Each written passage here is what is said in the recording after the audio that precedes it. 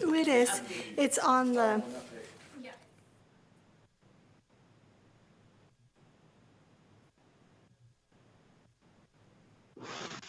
I have a pen in here. You got a pencil. I'll take that.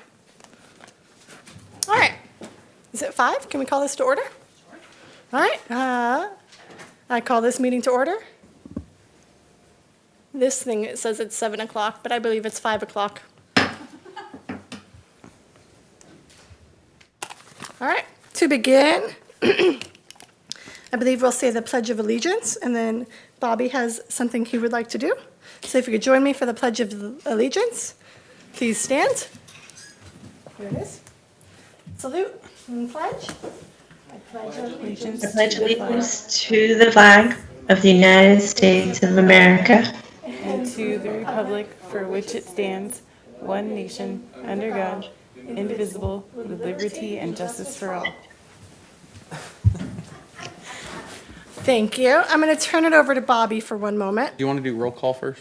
Oh, fine. Commissioner Castro. here. Commissioner O'Reilly. Here. Chairperson Riggs. Oh, yeah. Yeah, you do that. I'm here.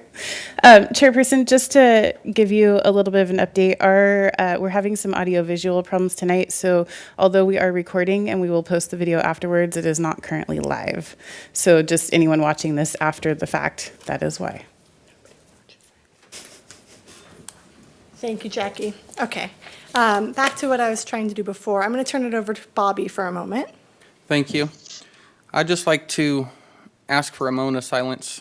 As we all know, or most know, we lost Sherry Bunker, one of our Parks Commissioners, somebody who's been very stand-up in our community, somebody who has made an extreme difference in our community in her time here. And so I'd just like to give a moment of silence for Sherry.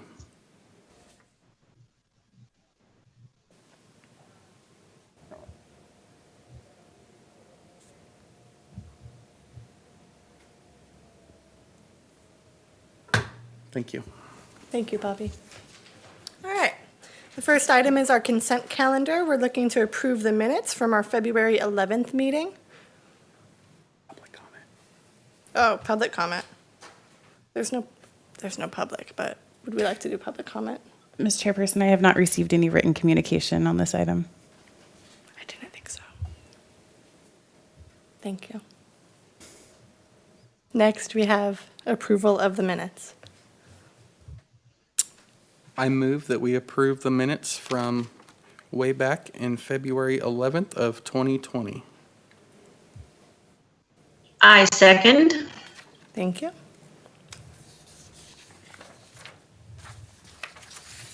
Commissioner Castro, how do you vote? Aye. Why is my vote? All right, motion carries with 3 yeses and 0 nos. Thank you. In previous meetings, we've moved the Docents Association report above in order to save Miss Michelle Kahn the time of sitting here. Would we like to do that again tonight? I move that we allow, do we need to make a motion for that? Nope. Just consensus of the group would. I agree. Does that sound good? Michelle, would you like to move up and then not have to sit here for? For the disease session thing, sure. Right, well, I mean, you could sit in if you'd like, but we don't want to force you. I worked on that, yes. So you want to hear from me now? Yes, please. Okay. All right, wait. So Michelle Kahn, lead docent. I gave you the docent newsletter. I'm going to kind of review that and then a couple other things. This was done late September for the October thing. So again, we've had no meetings of the docents. One of these days we will schedule one. And museums are closed. And some people from the our docents were affected by the Bear Fire, which became the North Complex West Zone, I think so. And I'm not sure whether they, at this point, I think they didn't lose their homes, but we have several people who are in the area, and of course, quite a few people probably had to evacuate, so I'm not positive. I haven't had any updates on that. We're talking about the virtual tours of the museums, and we'll probably film them in November. I just sent an email out to the docents this week, and we talked about trying to do it the second week in November. The plan is, as far as the virtual tours are, the Chamber of Commerce is going to film them and do them for this. We're supposed to have Jim Mall as our spokesperson. So the idea is we have a spokesperson who is the same for all 5 museums, so it sort of unifies the project. Then there'll be a tour of the museums, and it'll be based on the brochures, more or less. We only wanted like about 15 minutes or so, sort of a teaser type tour. And then at the end of it, we want Jim to finalize it, say thank you for coming and so on, but also to ask for docents. So it'll be a recruitment video also. And I understand that the chamber will then post these on their site, and the city will post it on their site. Just so that we have a presence, because we haven't had a presence now for a year. And that's the hope. I asked the docents if they had some things they wanted to highlight and so on, and I haven't heard back from them. There was a 1903 Oldsmobile replica, not a replica, but manufactured. Actually, David Dewey told me he thought it was made, actually not hand-built, but made in the factory. They ran the factory and made some of them down somewhere. And it's been moved to the Bolt Museum. It was one of the large art items that was in the annex. I think you may be aware that we've been working at cleaning out the annex. The docents were there 5 or 6 different times for several hours, sorting things. And so there's a large number of items which you see on that deaccession list, which are things that we felt were not, they didn't fit. They were in not good shape, or they didn't fit the time period, or we have too many of them, or whatever. There was so we put those aside. The hope is that there will be some sort of a sale and sell those things and maybe make some funds, and maybe some of those funds might be able to come to the museums. We don't know that, but at least they don't need to be taking up space. As far as the new museums themselves go, besides the sorting and everything we've been doing, there have been other activities. At the Bolt Tool Museum, there's docents that are going in, and they're going through the boards and the books and making sure everything agrees. They've been doing that for several weeks. I think they may be getting close to the end. When they moved the Oldsmobile into the Bolts, there was some arrangements that they had to make and move some stuff and put up some new information boards and so on too for that. And at the Nature Center, they have been going down like every Wednesday and working in the gardens there, the grounds, and cleaning up and so on and so forth. What has happened as far as all the museums are concerned is we've lost docents for sure. Some have moved, some aren't interested. There's going to be fewer docents when we do come back. And it was already somewhat of an issue for us to staff. Again, the traditional things that happen this time of year, which is the mistletoe party and the Pioneer Christmas, and all those are of course all off. We're looking, and probably the Chinese New Year, which happens in February, though we're not sure on that yet. What'll happen there?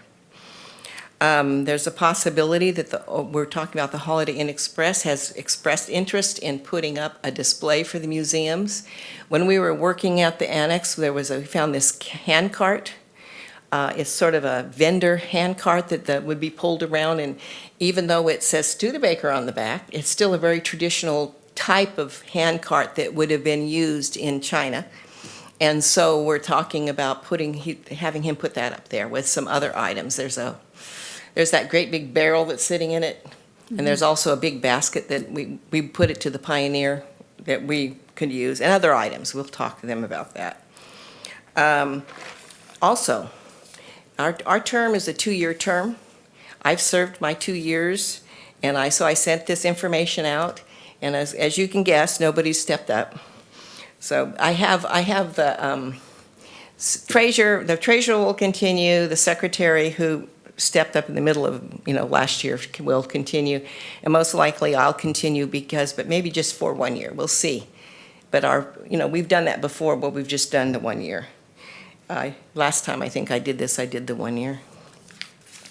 And let's see, we did the sorting, and so the dates, I already told you, the dates we're looking at, we've picked, and I sent I meet with the chamber this Friday, and we'll sort of schedule the things that we have to do for the visual tour, the video tour. And I think that's about it. That's the plan. Any questions? Want to know about all that stuff that we put on that list? I want you to know I typed that up. Awesome. I have a couple questions really quick. I know that you've answered this before. I couldn't find my notes at home when I was reading through the agenda packet. How many docents did we have before COVID? I think we're running, I didn't count, we run somewhere around 40-something docents, 45 maybe. That's And then about how the many- number. How many do you have confirmed now? I haven't confirmed the list yet. Okay. I just know that some of them have moved on. I've just talked to the lead docents like Bud, Bolt, and so on, and and we know for some of ours have called us and told us. But as far as actually confirming the list, it hasn't been confirmed. And not all 40 plus of those docents are fully active. Right. Yes, and on top of that, some of them will only sit at one museum or another, and they don't float between the museums. So there's also that. The Nature Center pretty much, their group does the Nature Center, and the Bolts pretty much do the Bolts, and then the others work between the three usually. Okay. Kay has something to share. Hi, Kay. Hello. Thank you for everything you do. It's amazing. And I know we tried to get you help, or there was something a long time ago about high school kids or community service. I know with the schools and the way it is now and COVID, but is that still an option as we move forward? Yes, that was one of the programs we wanted to do. What we needed was for an agreement between the school and the city. You have to submit a plan to the school so they can then put you on the list of organizations that they will allow, the students to work at and to get their credits. And there's things that the students could do probably with inventory or something like that, or where they wouldn't have to necessarily sit there and for 4 hours and wait for somebody to show up. I mean, I think we could come up with some projects. We just have to work on that. And that plan still needs to go to council for final approval, but once COVID hit and the schools were shut down, we put it on hold, not understanding what the reopening would look like and what the regulations would be with those schools, and if those students would still be able to volunteer in the museum. So that, until we can really get a handle on what's taking place with the schools, that particular staff report is on hold. But the Adopt a Park staff report did move forward and is approved. So we are actually talking with another organization about adopting one of our city parks. Nothing's set in stone yet, but the wheels are turning. Yeah, and yet maybe, everything's going to look different now. And as far as the school tours too, I don't know, we almost always have a lot of students touring, and that can't happen in the manner that it has. And I'm not sure how that'll happen. I think we're gonna have to meet and discuss some way of making that work. So. Thank you, Michelle. All right. The next item on our agenda is the deassessing of various museum artifacts. So Michelle briefly touched on this, but the deaccession of the artifacts came with the cleaning of the Chinese Temple Annex building. This building has kind of been a catch-all, a storage unit of sorts for not only city items, but some other organizations as well. So with the museums being closed, we still had some of the docents who wanted to be active and participate, and we asked if they could sort through all of the artifacts that were within the Chinese Temple Annex, identify what can be displayed in the museums, identify what doesn't meet the criteria, and what is just in plain poor condition and doesn't need to be salvaged. So that's what the list is attached. Also, there were a lot of artifacts that were Oroville historic specific, or yeah, that sounds right. And so we spoke with the Butte County Historic Society. They reviewed the artifacts that they felt would be appropriate for their collection, and that's what all the photos are within the staff report, because we felt that those also needed to be displayed, but they didn't meet the criteria of our museums specifically, but it met theirs. So they would like to have those artifacts displayed in their Hall of Records.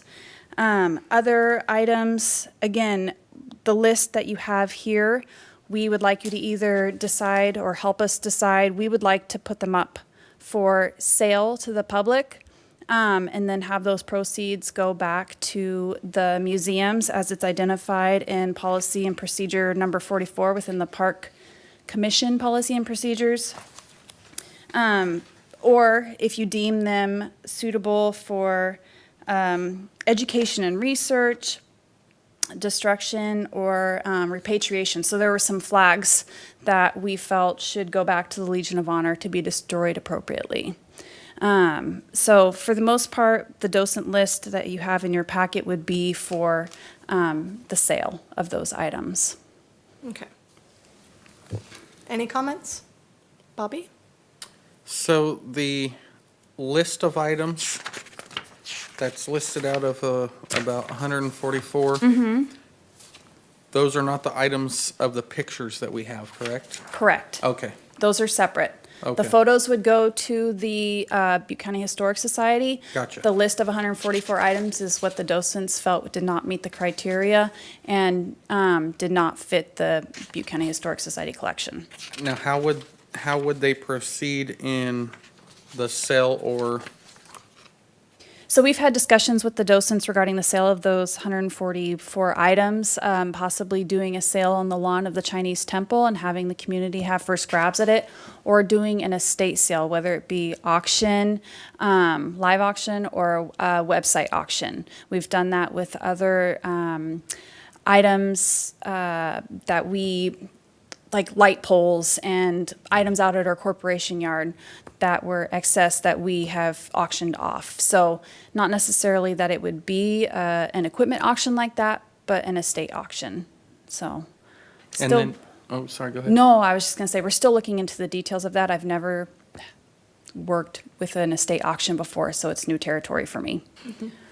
The building that you're speaking of, the annex building, is that the one that's just to the east of the Chinese temple? That's correct. Okay. So currently, the Hmong Cultural Center is looking at occupying that building to have a Hmong Cultural Center, which really fits in with kind of our museum row right there along Broderick Street. And so this also, we needed to clean out the annex regardless, but this also prompted us to clean it out in a quicker fashion so that we could allow them to occupy that space. The details haven't been hammered out with that, and we would bring you an update at that time once it is with the Hmong Cultural Group. I assume that building will have to get a lot of work done to it to, They would be doing that work themselves. Okay. That is one of the items of discussion with them. awesome, thank you, that's all I had. Thank you. Next, we have Ms. Castro. I am always in favor of the most cost-effective yet easiest way to do the process. And I think a sale at the Chinese temple or a museum of your choice it would be a great way to involve the community and not have the issues around estate auction fees, that kind of thing. That being said, I have no idea where all of these things are, how you price them, how you get them down there, how that'll all work. It just sounds easier than an estate sale. It might not be. It really would be fairly easy. We would just have to have enough volunteers or docents available for the day of the auction to set up, the day before and the day of, set up tables, price items, be available to monitor tables, take funds from those who are wishing to purchase the items, and also meeting those COVID regulations at the time, whatever tier we may be in, just so that we're following all the protocols necessary. Thank you. I would say that I agree with Kay. One thing that I might advise is that the estate sale might reach a little further and draw larger funds to be reinvested later on.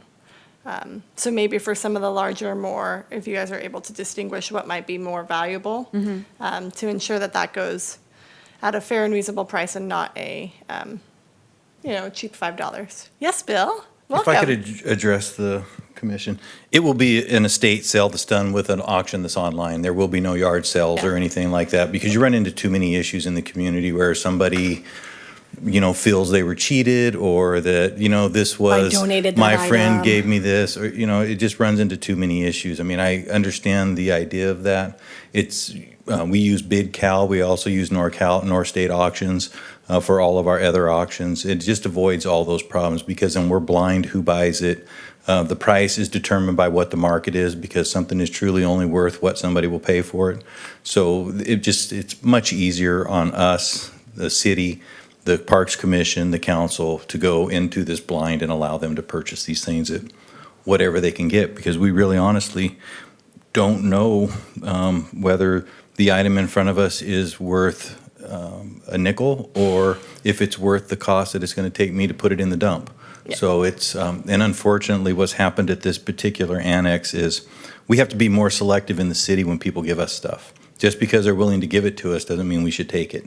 And there was a bunch of things in there that really belonged in the dump and didn't belong in our building. Fortunately, we have an amazing group of docents that went through there and cleaned this thing out for us. They did an incredible job. Every time I went down there, I was astounded. I mean, not only was there just a mountain of stuff in there, it was all filthy. I mean, but they pushed right along, cleaned it, got the place straightened up for us, and they've set it right. I mean, so I really appreciate them and appreciate their work. I mean, we should really recognize them for that. Thanks, Bill, and thank you, docents. Yes, Bobby? So, just to clarify, it will be an auction-style sale, not a on the Yes. lawn, people Yes. coming? No, yeah, no, we don't, something like that just isn't going to work good for, there's potential of too many problems for that. It's easier when we go into it. We either have somebody take it off-site, they photograph it, they post it online, and then it's sold blind. You could be you buying it, it could be Chrissy, it could be me, it could be somebody we don't even know. I personally don't participate in these types of auctions of city property because it just don't look good. I mean, that's just, not the best business practice, so. One man's junk is another man's treasure, Bill. Exactly. I mean, and I'm not the guy to go through it because everything goes in the garbage. I mean, so that's even probably good stuff. So. No, I have to say, I like that idea because, as you were saying, somebody will pay what it's worth to them to pay for it. So something you may put $10 on that may not sell, maybe somebody's willing to pay $9 for it and it'll go away. So I like that idea. So, do we need two separate motions? One to pass the items to the Butte County Historical Society and one to sell the remaining? It doesn't have to be two separate motions. It could be one motion Okay. approving both items. Okay. So we're looking for such a motion. So I move that we approve everything discussed in agenda item number 2. That's sufficient? Are you good with that, Jackie? I'll second that. It's kind of vague, but. All right, I Well, move. Good, I I'll will- second. I will move to make the donations to the Butte County Historical Society, as well as make a motion to approve all the items on the list to be listed for sale. All the DSS items? Yes. Correct, okay. Thank you, Bobby. Second. And to dispose of, And to Dispose dispose of the rest of the items. okay. Thank All you. right. Okay. Commissioner Castro? Aye. This will not, okay. And the motion carries with 3 yeses and 0 nos. Thank you.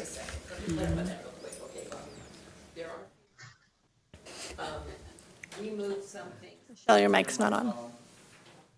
Thank you. There you go.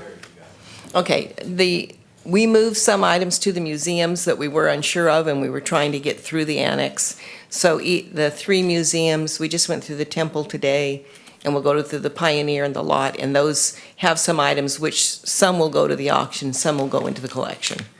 We just haven't, it was, we were trying to move speedily, so we wanted to maybe look at some things like the second or third time to make that decision.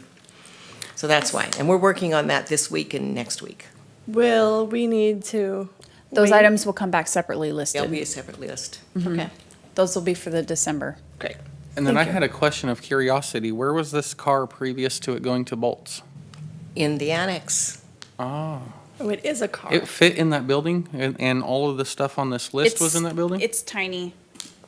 Oh, no, she means the annex. The annex is much larger than you think. Okay, Oh, It- yeah. It's pretty big. Of course, it was all pretty well piled up, too. awesome. It was. I should take a field trip down there at the next meeting, so appreciate what it is. All right, on our next meeting, we'd like to include the annex field trip. Bill's gonna give us a personal tour. Yes, now that I've cleaned it. Thank you, Michelle. All right. Our next item is regarding the Feather River Trail proposed improvements. So, yes, this is Feather River Trail proposed improvements. So our Feather River Trail is, it connects the nature center down to Riverbend Park. And recently you'll notice that there have been goats along that trail cleaning up the weeds. There were 700 goats to be exact. I never thought we'd see 700 goats in one location, but now we have. Check it off the list. And they've done a great job. We are going to have a man crew come in behind them, clean up blackberries, clean up branches on the trees, just clear that sight line from the top of the levee down to the river, kind of prevent people from wanting to camp and hang out longer than intended. Other things that we're wanting to do, and recently the council approved an allocation of $400,000 for the installation of 3 Portland Loo toilets. One would be located at Bedrock Park, one would be at Centennial Plaza, and one would be up at the Veterans Memorial Park. Now, the Veterans Memorial Park is owned and maintained by Butte County. Mr. LeGrone had a conversation with them today, and they are on board with the idea of having a Portland Loo located at that park. So that is a big step forward. But this will also be tied into further improvements in the future, better lighting, signage, wayfinding, things of that nature, just to really expand on the usage of that trail and the quality of life it brings to our community. So, any questions? Any added comments, Bill? Bill, do you have something else? I'd like to add some comments. The vision for the trail is to make Oroville an actual destination and a reason to come here for something to do. The river's nice, but you go down there and you look at it and, okay, well, I've seen it, now what? The idea is that the bathroom was burned up at Bedrock approximately, 6 months ago, 8 months ago, something like that. To rebuild that into a kiosk. What the idea would be is to do that and then get a purveyor in there to run a business that would lease or rent kayaks and bicycles and things like that. Because the trail runs all the way from the dog park area all the way to the spillway.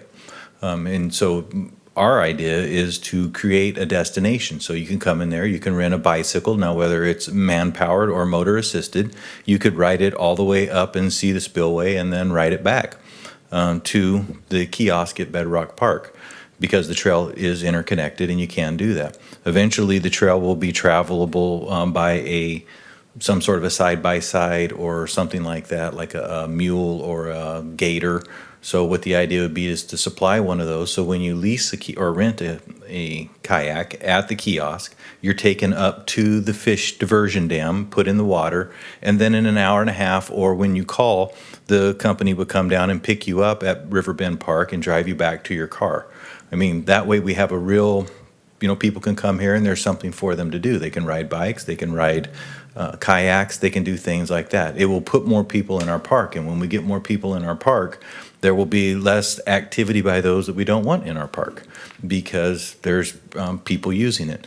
We've got it clean now. The goats went through and did their preliminary first pass. We hope to have them there at least once to twice a year to do that. We'll have people coming through now to clean up all of the garbage, all of the logs and things that are just been left there and deposited over the years, to get the garbage out of the river. and all along the banks. And then after we get done with that, we will get the Portland loos put in. We'll also have hydration stations put in so that people can get water for themselves and for their animals. There'll be small dishes at the bottom for them. But it's important to have those things, because one thing that did impact me the other day, and I have thought about it and things like that before, but I watched an individual go to the bathroom on the side of the road, female, which is unusual. Usually that's something reserved to male activities of doing outside, but I watched this as I drove by and I thought, wow, that's disgusting. And then I thought to myself, because I was watching her, and it's like, well, where do you go if you don't have a bathroom? I mean, businesses aren't going to let you in. They don't want you in there because, you're disruptive and you're not necessarily the most sightly situation in the world. So they don't want you in their business. You don't have a home. So where do you go to the bathroom? And I know the answer isn't on the side of the road or anywhere else. I get all that.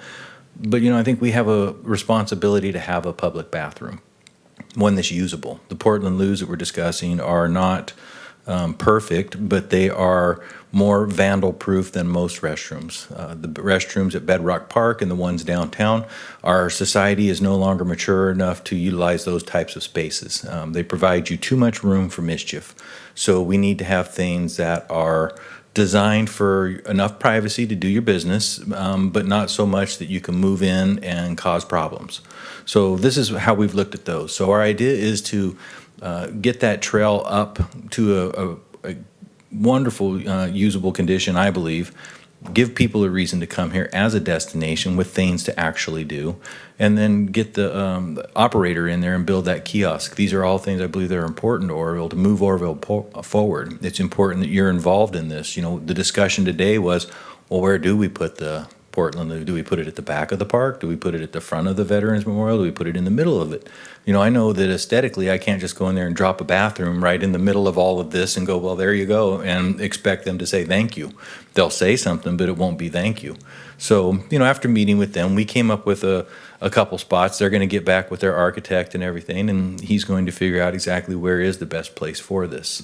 Then the question comes, whose is it? Is it ours? Is it the county's? Or whose is it? I'm indifferent to whose it is, to be perfectly honest. I think it's for the better good of the community, and it's a good use of our public dollars. Now, whether it's for the Veterans Memorial or if it's for someone using the trail, it's servicing our community. So it's a good expenditure of our dollars, I believe. Our council has invested a significant amount of money in this, and we'll be investing more money in that particular area. As far as the museums and the Hmong's the Hmong Cultural Center moving down there, it's a great fit for that area. It gives an actual 3 different cultural experiences in half of a block, essentially. I mean, and what a destination for children on a field trip. I mean, they can experience the Chinese culture, they can experience the Hmong culture, understand what is a Hmong, where does a Hmong come from? I mean, because a lot of people don't know that. They just really don't. Some people think there's a country called Mongania or something like. I'm not really sure, but it's like, well, no, they're not from there. I mean, but it is something that was a very educational thing and a wonderful cultural experience. And then to wind it up with a tour of the Tool Museum.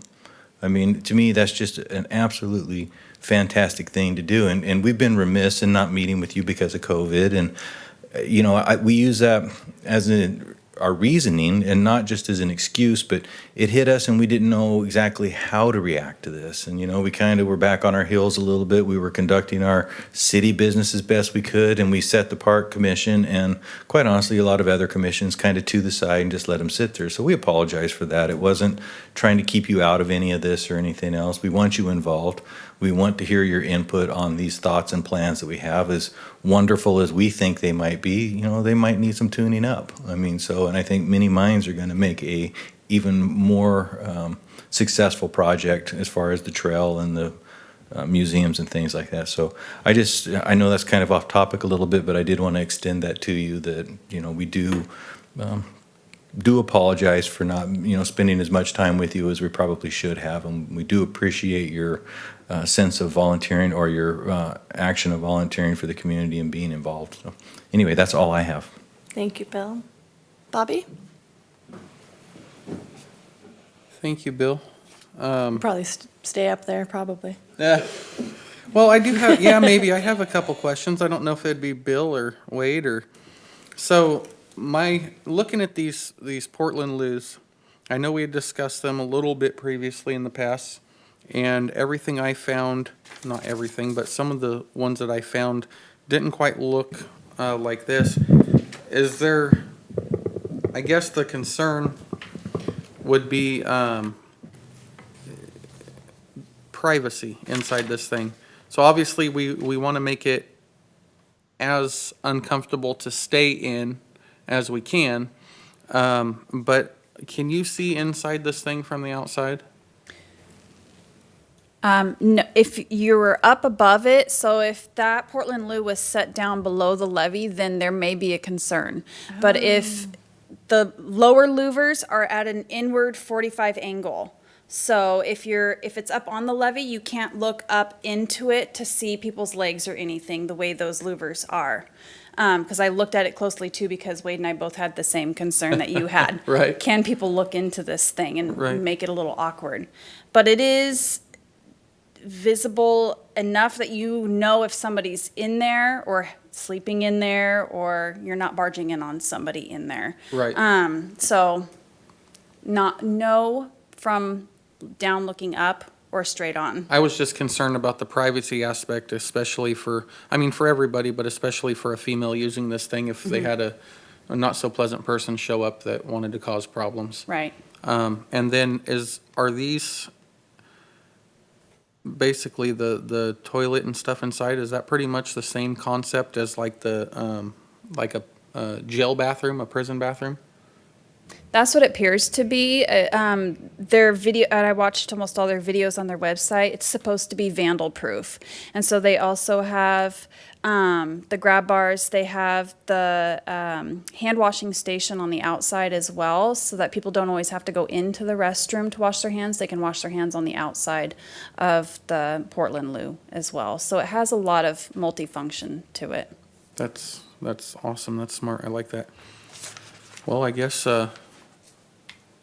I didn't need to be able to answer that. And then my understanding was the 3 restrooms all along the levee, so Bedrock, Centennial. and then down towards which somebody going to the bathroom down towards the Veteran Center isn't going to care if it's, am I going to the bathroom in a city bathroom or a county bathroom? Right. So I appreciate the comments there of just get it done because it's helping the community. And the goats, is there an issue or any concern with the feces, the goat feces that are being left? No, I actually had a conversation with DWR, state parks, and Department of Fish and Wildlife, and they all agreed that this was one of the best ways to maintain the weed or to conduct weed abatement along the levee and near the water, that it would be environmentally friendly. Awesome. So I got buy-in from all of them before we decided to put the goats down there. Have the goats moved on? They have moved on to other locations. We have 6 other locations that we're placing them at for weed abatement. Are they equally accessible for people who like to go visit them? I would think so. Look, I'm not gonna lie. I get. Have you text adopted a goat? I've adopted 700 goats, but I frequently get text messages from people saying, "Hey, where are the goats now?" And today I got a text message, and I think they've moved. They have moved from the river. They had split the herd up, and so half of them are at the retention basin on Olive Highway behind the old Righteous Burger, and the other half are in the ditch, the creek that runs Doesn't along sound good, Highlands. It runs along Highlands and cuts through the property and comes out on Oro Dam east. Highlands. Thank you. People love those goats, not just me. Although I am a Where's that big goat at? advocate, it got a little weird. We have a large ditch that runs along Highlands. That's an old city park, actually, city right away. And then it runs between 2 houses, and, runs west and turns south by the church up there. Just past the 7-Eleven? Mm-hmm. Okay. Is that where the city employee memorial park is? That is on Highlands, yes, that's Yep. part of it through there. Okay. Thank you. That's all I had. I would love to be a part of any conversations about the river and access to the river and making the river a destination. So you could text me. I'll walk over. I got ideas. That wasn't But I all love I what had. you're saying. I totally agree with every bit of it. I have a few more ideas, of course, that are reasonable-ish. Reasonable-ish. I did have one more thing. So I was watching an interview with a council candidate today, and I was a little confused as far as it was stated that the council had an item regarding the restrooms, and it was actually, we couldn't get the grant for them or something? No, the council had, what happened, occurred at the council was we had a budget, we had more revenue than we had expenditures last year, so we carried forward $6.5 million approximately. And we came forward with a capital improvement plan, a capital equipment improvement plan, which included these bathrooms in that. So there is no grant. This is general fund dollars from the city that essentially it's Measure U dollars that we're putting back into the city, because this is the money that the community has put forward, and this is, I believe, a very good use of those dollars for that. So I don't believe that the community expects the city to have a huge bank account. They expect those dollars to come back into the community and be accessible for their use for these types of things. So no, there is no grant. The reason why we didn't continue to pursue the grant through Prop 68, which we will be getting some monies from Prop 68, I can't remember the amount. I'm sure Don does, but I do not. We will use that for something else in the parks, but we didn't continue to pursue it because I came to the conclusion within myself that we can continue to write grants and pursue those forever and never have a toilet, or we can take the money that we have and we can put in some restrooms and really make the trail usable. So I'm tired, quite honestly, of talking. I'm tired of good ideas that never get any further than just a good idea. We need to take action now. I need to see dirt turned. I need to see buildings built. I need to see things happen. And this is the quickest way for that to happen. I think it's in the best interest of our community to do that, as opposed to hoping that we might get a grant one day. And as far as your idea or your comment about you have ideas that were, what was the ish? Achievable-ish. Achievable-ish? Or realistic-ish. Realistic-ish? I'm I also encourage sometimes a you. dreamer. I encourage you and everyone else to continue having those, because if we would have had this conversation 2.5, 3 years ago, they would have told us that we're crazy. I mean, and that there is no way that's achievable, not even achievable-ish. So we have to continue to have those. So let's have those conversations. Let's, instead of figuring out ways why or reasons why we shouldn't do something, let's figure out a way to do it. I'm willing to stand behind those things. If we're doing it for the best reasons at the time with the best information that we had, I'm not going to judge you 5 days down the way when we got new information and say, well, see, told you you're wrong. And I'm tired of this stagnating circular thing that we get into and nothing ever happens. I mean, it's just, hey, it was a good idea, set it on the shelf. So keep having those ideas, keep having those dreams and those unrealistic thoughts. I mean, you can ask people that work with me. I'm probably one of the most unrealistic people that you ever run into, but man, we get stuff to happen. I mean, so, just keep pushing that envelope. Thank you, Bill. I think that all of us would agree with your sentiments about we want to see progress as well. Okay? I have had the pleasure, I'm echoing. Can you hear me okay? Mm-hmm. I've had the pleasure of doing that river rafting trip down the river twice now, and it's fabulous. So anything we can do to get people on the river, around the river, walk around the river, I am completely in support of. And I want to lob in there that we also need to step up, maybe more so than in the future, but really step up maintenance and anti-vandalism and the cleanliness part. I'm kind of with Mr. Legrone. I'm not buying it anymore that we can't do anything about the trash. We can do something about the trash. So I'm all for action on whatever it takes, because it's really beautiful, really beautiful. Mm-hmm. Thank you. Thank you, Kay. I just want to thank everyone for being so passionate about our parks And even though the river isn't our park, taking ownership and doing what's best for our community. It's really encouraging.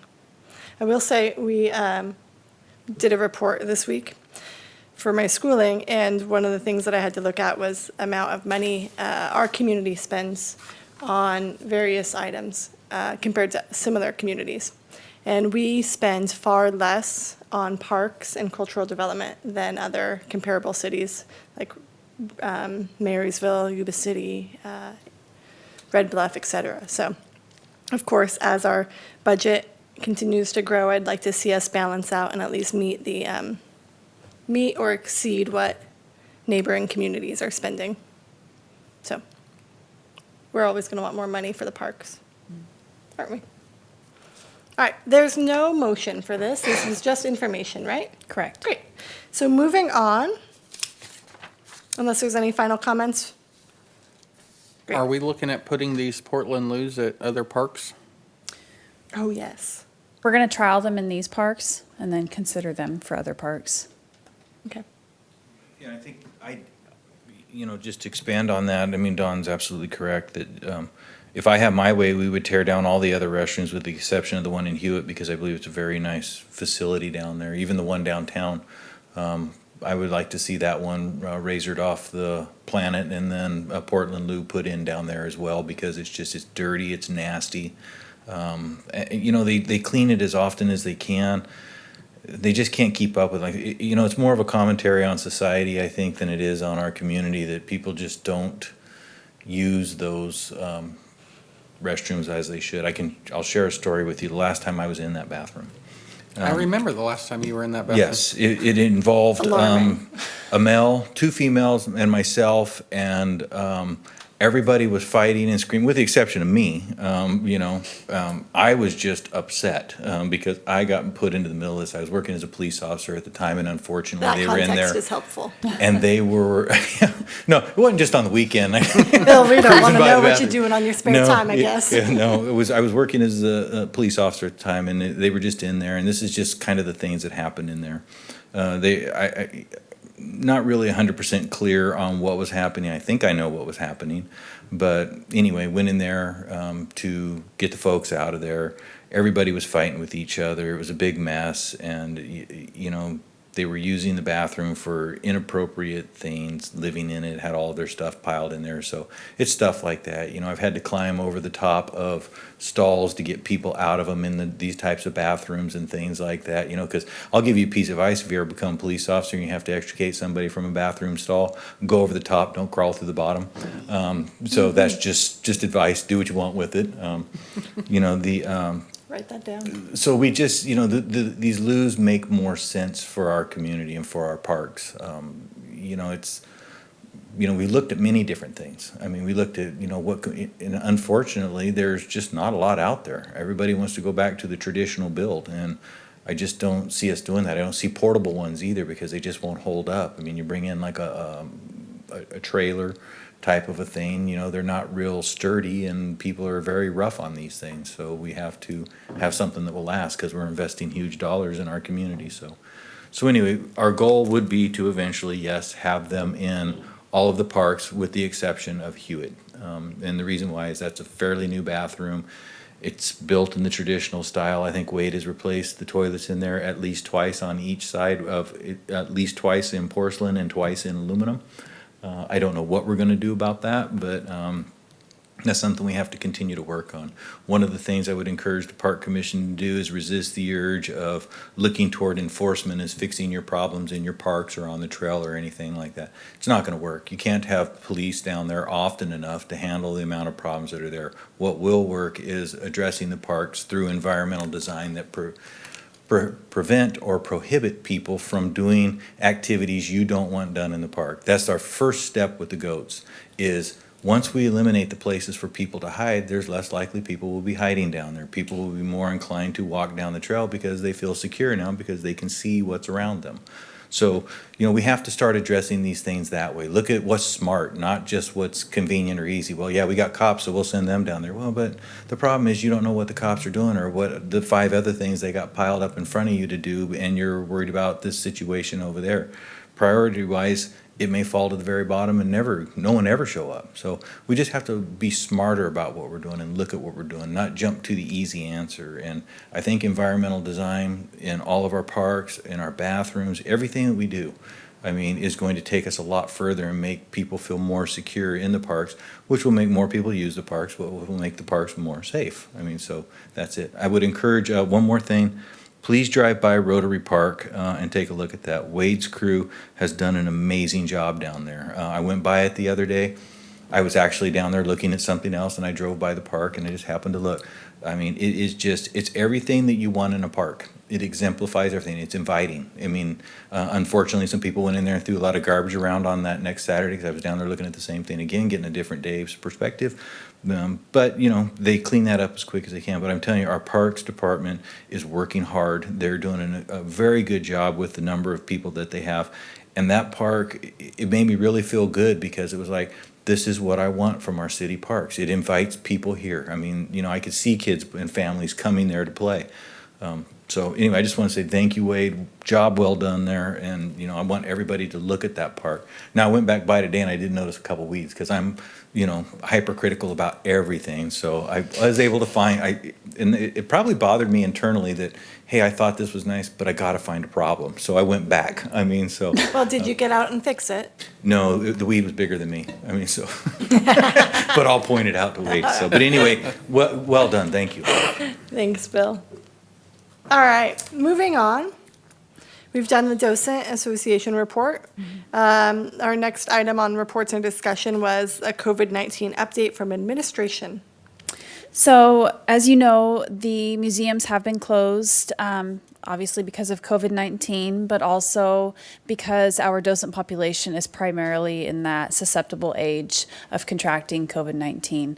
I just spoke with the lead docent, and we've discussed not reopening the museums because we're getting close to our winter closing phase anyways, not reopening the museums until the end of February, beginning of March, when we typically reopen them, just to ensure that things have passed and we're in a safer place and they're in a safer place. Because really it is the docents who operate the museums. We have our park staff who maintains and cleans them, but the docents operate them. And also for the parks reopening, we just received a new protocol from the county regarding reopening of the parks. So we're reviewing that with staff, and we're going to consider reopening those in the near future as well.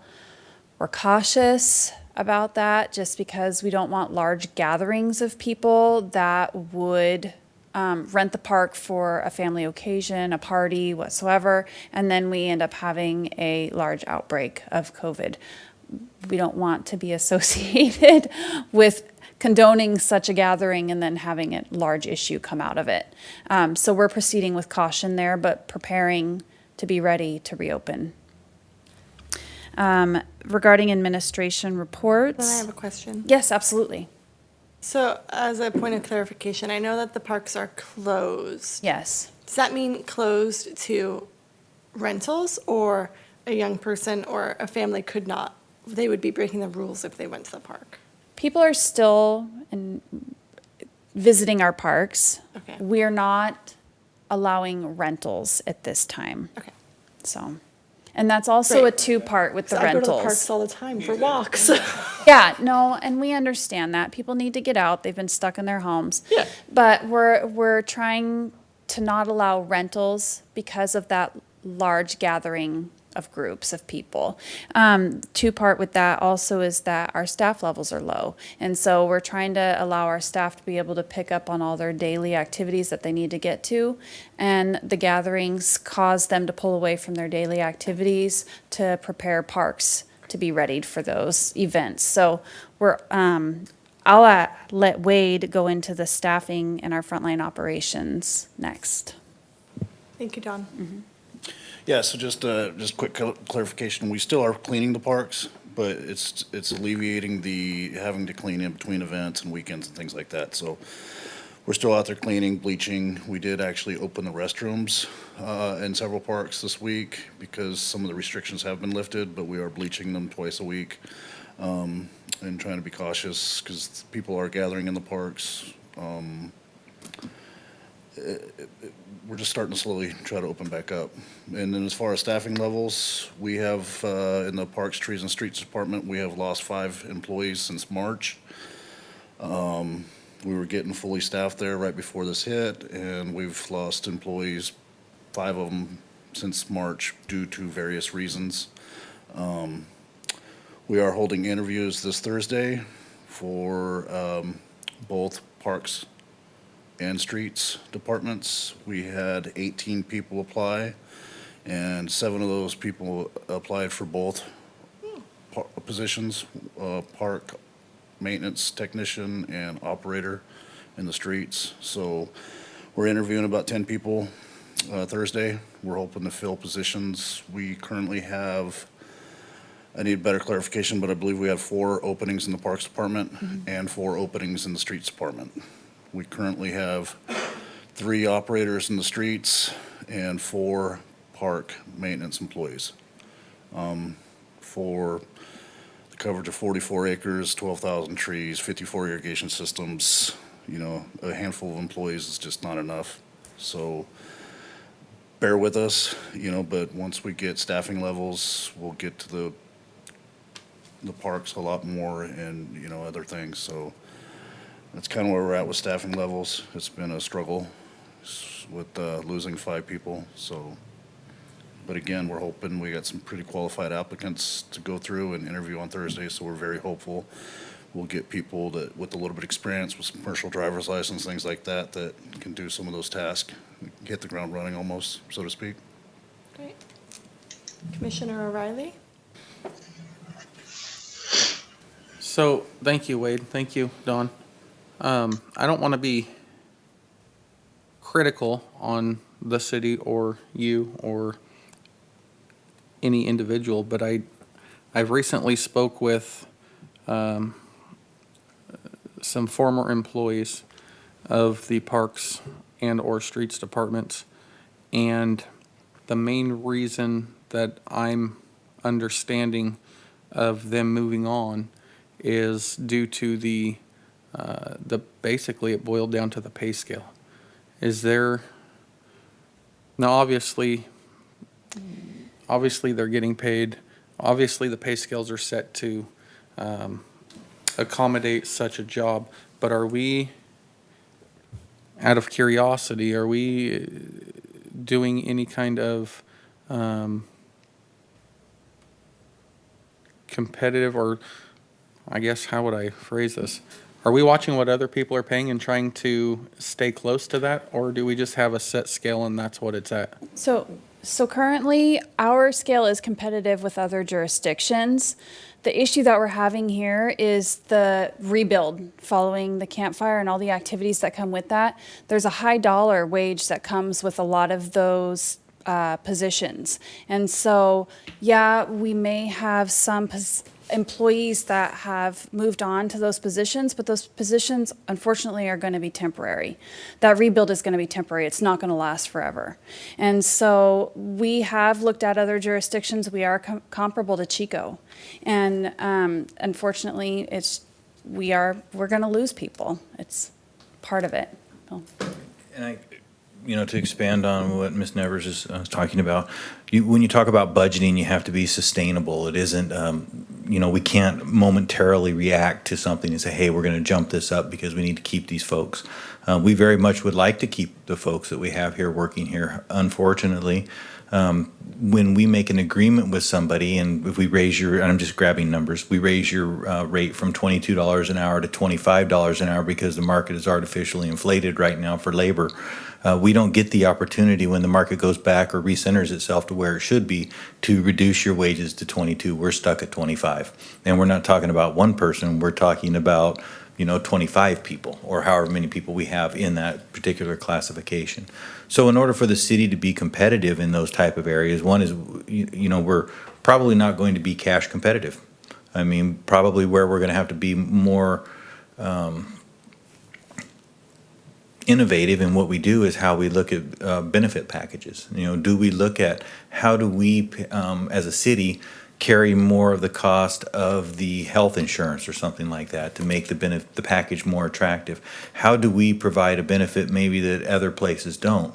You know, we are currently working on things that include daycare for our employees, just included as part of your salary, which, you know, to somebody like me, doesn't mean anything. I mean, you know, my kids are, you know, 28 to 30, over 30, so, but now somebody who is 28 or 30 and has children, that's a big thing. I mean, so which would put us, you know, yeah, you might pay $25 an hour and I might pay $18 an hour, but what you would expend in daycare is much more than, you know, the difference in the cash. So we have to look at those types of things, and it's very difficult. And I have to resist the urge too of just jumping that number up there because it's easy to do and it keeps the folks here. Long-term sustainability, not so much, because it's never easy when you have to go back in and start laying people off. I mean, because unfortunately, I have the bad habit of knowing who these people are, knowing that they have families and children and things like that. And I've never laid off an adult man that worked for us. I've laid off small children and families, and that hurts me, and I don't ever want to do that. That's not a good place for us to be. So I do understand the issue, and we are struggling with that. I think all municipalities and governments are struggling with that issue. Unfortunately, we are not going to be competitive in this particular labor market. We understand that. Thank you. If I could just add real quick. Absolutely. Also, you come to a government for job security, and with the COVID and things like that, over the last 6 months, some of the employees, the new employees, some of them got scared. Like, am I gonna lose my job? You know, because we did talk about potential sales tax loss. So with the Measure U and moving forward out of this, you know, I think we hammer the point home of job security, longevity, things like that. And so I think, you know, again, we lost a few employees, and I think some of it was due to potentially job security. Hey, I'm the lowest person with seniority. I'm going to be the first one to go. I might just jump ship now. And so that may not be the particular, you know, some of the people, what they had to say, but I think we need to hammer that point home too, is job security, and we're financially sound moving forward. That makes a lot of sense, actually. Also, I got a couple notes here, so just bear with me. The siding on the bathroom at Hewitt, yes, that bathroom is nice. And I'm sure you guys are aware, but I just wanted to bring attention to, again, if it hasn't been thought about for a while, that somebody's going and knocking the concrete or whatever it is, the siding off of that building, and they're getting more and more further down alongside that building. And then I had two questions for the Adopt a Park program. So that was accepted. What does the structure of that look like now? So what's the process from A to Z? I don't have the application with me. I can provide that to you guys. It was what was approved by this body. I'll email it to you. I honestly don't recall it off the top of my head. I can provide some insight to that, but then I have a question about it. Remember, we had discussed that each commissioner would tackle recruiting for those parks and then work with the liaison with that group who adopts a park in order to create action plans on their regular occurring cleanup days. So we are still going with that model. Unless that changed. Nothing changed when it was presented Okay. to city council. I haven't heard anything about it in quite some Well- time, that I kind of was like, well, what did we? Yeah, we had Where talked did we go about with we had talked about starting that this year. I figured we wouldn't be allowed to get service groups together to do cleanups, you know, because of the world. So is that still the case? I think, Do we just try really hard for next year? well, I think we can still have service groups conduct the cleanups. Okay. Social distancing, it is a large park and it would be outdoors as long as everybody would be wearing their mask and social distancing. We would be happy to coordinate cleanups. Okay. Thank you. And then my last question was regarding the, this commission. What are we doing to promote? Do we have a cache of applications? I'm sure the stack is huge of people that want to apply to be Parks Commissioners. They're or- lined up out front. I know. Commissioner O'Reilly, I've received, I believe, 3 applications for the Parks Commission to date.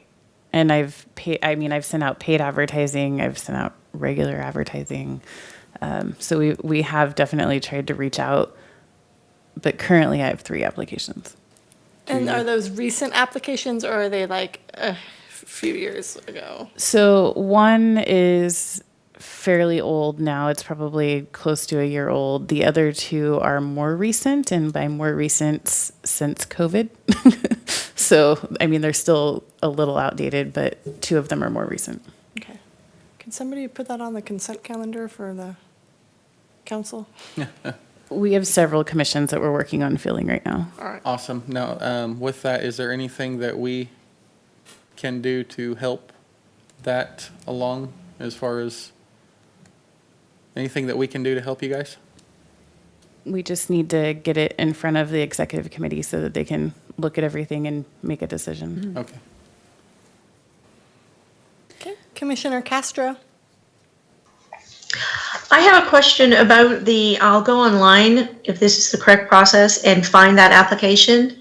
What's the deadline for that Parks Commission application? Was it open-ended?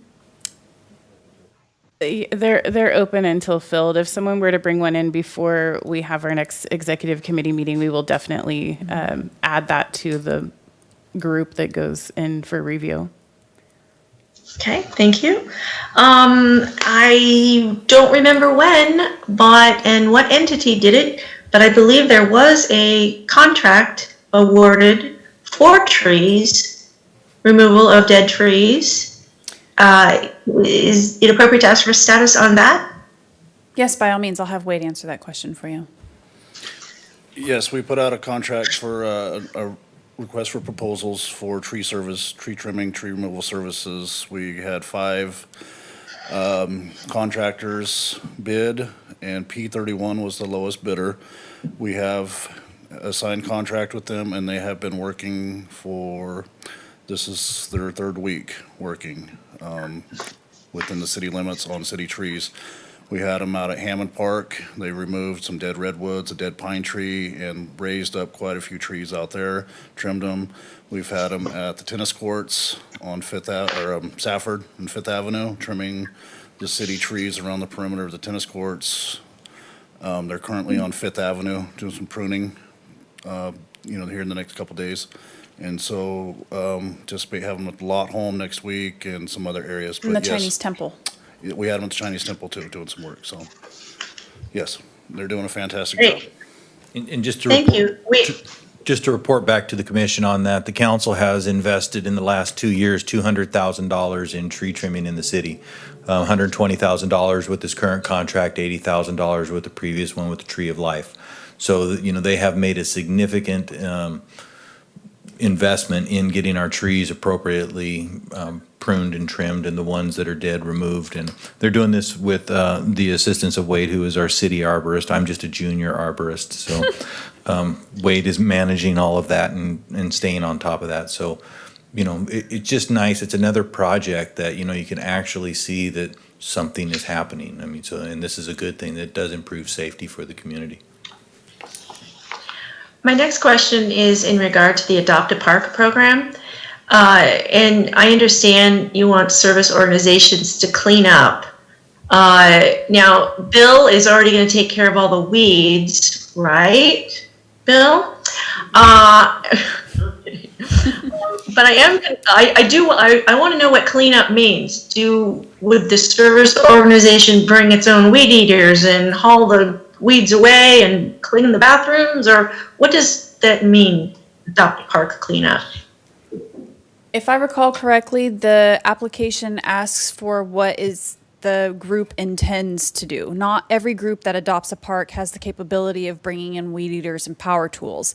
If their version of adopt a park is just cleaning up trash, then we are perfectly happy with that being their adopt a park motive.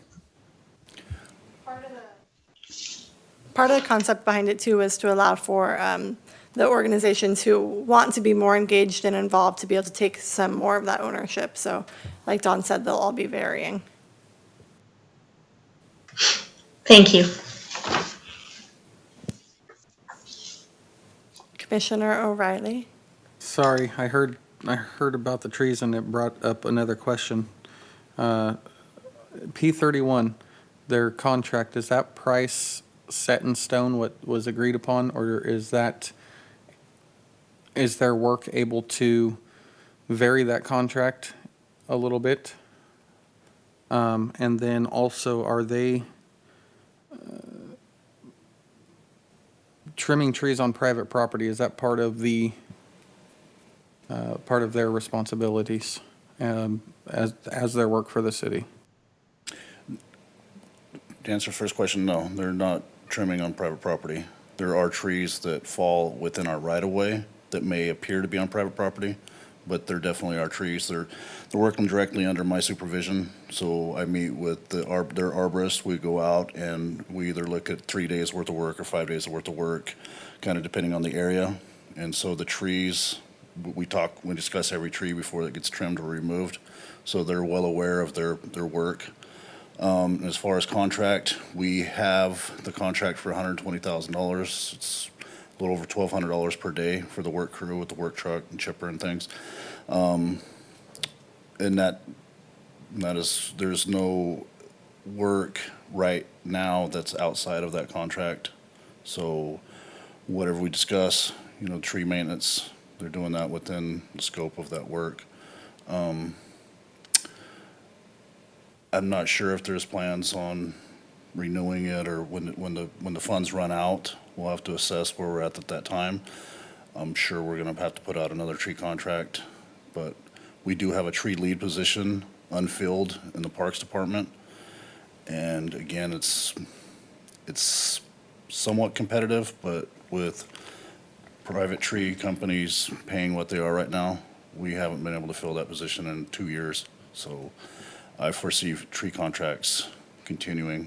Even if we did hire that position, we're so far behind in tree work that we'd need another contract or two just to kind of catch up to start trying to maintain our own trees.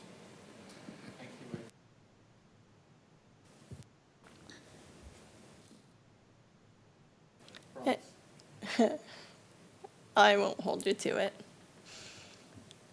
Are there any other comments or reports? I had one last item. So at the February Park Commission meeting, it was asked the Park Commission's authority versus what's stated in the charter. I do have some information for you guys. This was thoroughly assessed back in 2011 by the city's attorney. So they had done a presentation at that time.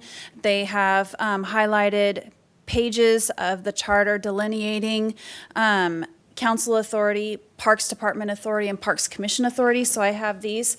Kay, we will be emailing this to you so that you have it for your record as well. Oh, thank you, Bill. It's not small. Thanks, Bill. Thanks, Don. Thank you. You're welcome. Oh, we've got highlights. Yes. Oh, good. Thank See? you. Doesn't that make it easier? It really does. Great. So review that if you have questions at the next meeting, but it should clear things up for everybody. All right. And if you guys ever have questions along the way, don't hesitate to email and ask. We are happy to help. You don't have to save them for the next meeting.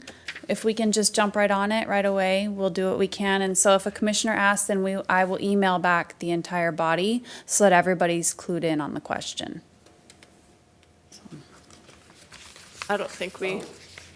Speaking of that and emails and everybody being involved, what is our current status on Brown Act violations? As far as what would be considered a violation since we're down to 3 individuals? Not, well, Yeah, You could talk to yourself, Bobby. yeah. And it can't be on agendized items, which would be mostly, we talk about everything during park commission meetings, so Okay, just talk about the weather. I just wanted to confirm but or not the weather in the clarify parks. that Right. so we know. Thanks, Bobby. I would totally talk to you or Kay about the parks casually and then get us in trouble. All right, so that adjourns our meeting. Our next meeting will be December. I have Okay. a quick question. So sorry. I'm sorry. I saw the, how large that packet was. I'll be back in town next week, Dawn. Okay. I'll come pick it up. Oh, okay. Sounds good. We'll leave it Thank at the you. front for you. All right. Thank you. Thanks. So our next regular meeting will be December 8th at 5 PM. Well, are there any future agenda items, Bobby? Sorry, I lied. I told you I couldn't wouldn't do hold you it. to it. No, I just want to see, at some point in the near future, just so we have it on the paper somewhere, about discussing the first steps to possibly or trying to make a dog park over there at Hewitt. I don't pay him to say that. I promise. We can add that to the agenda. Wade and I did discuss that, and we were trying to see what fully goes into a dog park. We'll visit that more and do some research. Dogs go in.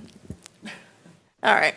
That is. I also have a question. I'm not sure if it's this committee or not, about, we've talked about before, cameras. Is that part of security and maintenance for parks? Not here, the Measure U, POP? Am I in the wrong commission? We have talked about cameras in parks previously. We could ask for that to be re-brought up. Bill wants to share. There's already cameras in some of the parks. They already exist in Hewitt. The problem you run into, cameras don't solve crime. They just don't. I mean, that's just, a camera of somebody doing something that I don't know who it is doesn't do any good if you're a police officer or if you're just Joe Blow, because if you don't know who they are, you don't know who they are. There is no manual for who everyone is. So they're more preventative than they are necessarily for anything else. So they're also very expensive, making the connection that's necessary to tie back into the system. And then you have to have somebody watching the camera. So it's, in theory, it's a good idea. I think ones with SD cards in them, you can recover the SD card if something's occurred, and then have the information after the fact is good. Doing internet connections like we've done in the past, that's kind of a rabbit hole that got very expensive that really didn't, pay a lot of dividends. So I think that it would probably be a good idea to have the chief here to discuss a camera system that does have SD cards as opposed to one that is interconnected, because the interconnectivity is extremely expensive, especially in places where we don't have data lines, and we have to have them put in. So, but yes, I think if the commission would like to have that, we can have the chief here to discuss that. Thank you. I'm very interested in that, because exactly what you just said, Mr. LeGrone, which is is it a deterrent? I don't know. I'd appreciate the chief's ideas on that. So thank you. Thank you, Kay. Very briefly.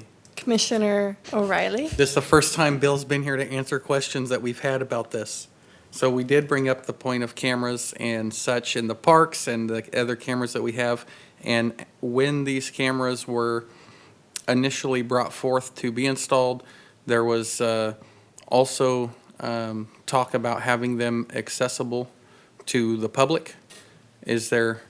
Where are we at on that? Because that never got answered. We're not close. The problem is that whenever you create a pinhole where stuff can go out, stuff can come in. I mean, and the issue that we're tied into the databases for the state of California that holds criminal rap sheets and things like that, DOJ.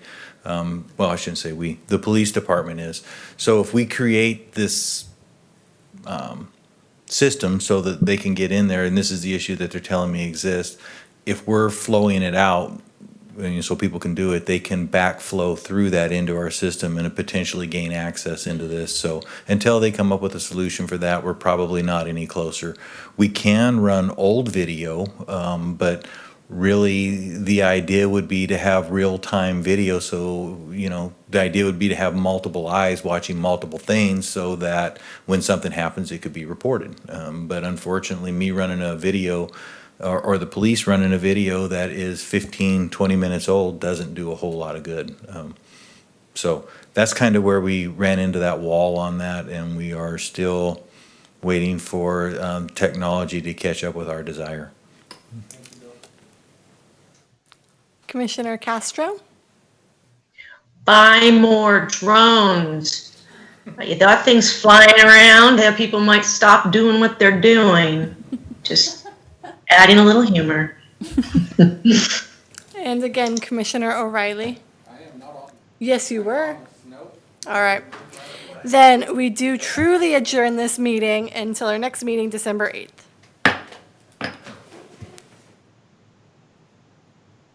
Certainly.